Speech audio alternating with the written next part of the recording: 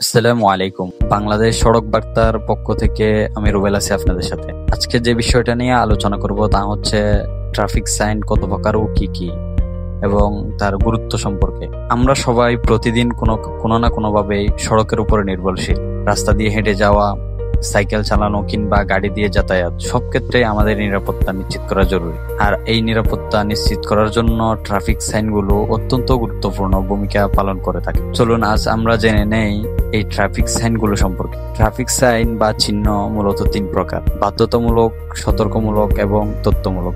গোলাকৃতির এই চিহ্নটি হচ্ছে বাধ্যতামূলক, ত্রিভুজ আকৃতির এটা হচ্ছে সতর্কমূলক এবং চতুর্ভুজাকৃতির এটা হচ্ছে তথ্যমূলক। নীল গোলাকৃতির ধারা যা নির্দেশ করে তা অবশ্যই পালন করতে হবে। লাল রিং বা লাল গোলাকৃতির চিহ্ন দ্বারা যা নির্দেশ করে তা অবশ্যই